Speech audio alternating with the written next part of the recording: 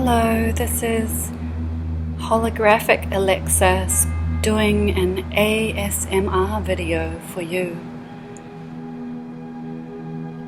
I just want to tell you about some of my dreams. Recently, I dreamt that I was in London and I was very lost.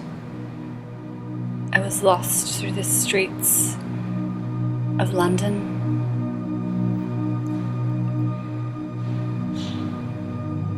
I was remembering various people that I could connect with in London.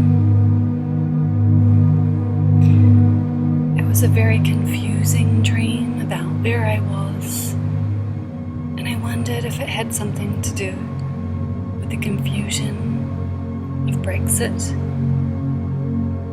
and the conflict caused there. The internal conflicts of London. And it's actually incredibly boring to talk about my dreams, is it not? Like, do you really actually care or want to listen to me talking constantly about my dreams? Why would you care? What is interesting about my dreams? Really little is interesting.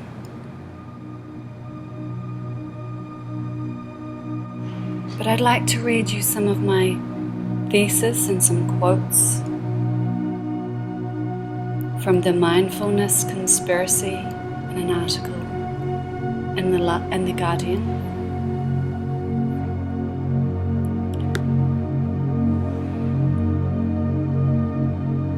This is a quote by Ronald Purser. By failing to address the collective suffering and systemic change that might remove it, they rob mindfulness of its real revolutionary potential, reducing it to something banal that keeps people focused on themselves.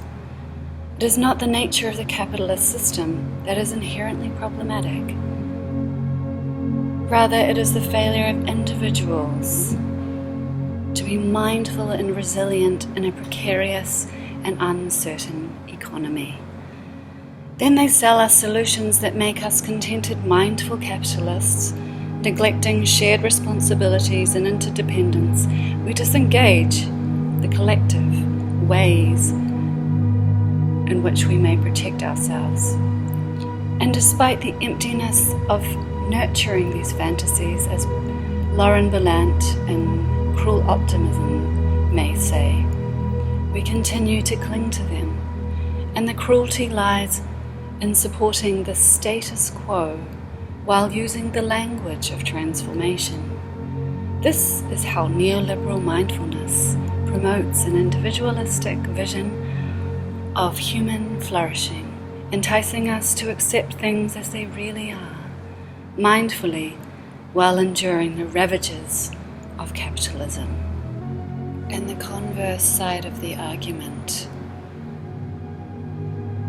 from self-care and activism being in conflict and hypocritical and an enemy to activism, depoliticizing, is that from an article in Now Toronto magazine saying, how do we fight activist burnout? Sylvis Marcus Ware in this article turns to collaboration and community for answers to activist burnout. She says,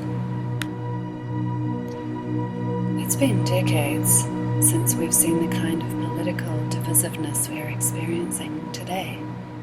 We have never needed our activists and artists more. But what happens if we burn them out?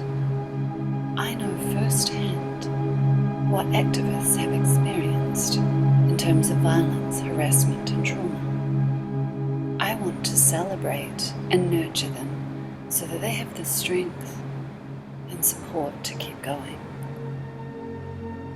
When the fires of change burn out, we will have self-determination for all we've fought for, and then what? Will we be able to live with each other and handle conflicts? Or will we be too burnt out? How will these leftover conflicts plague us once we've done fighting?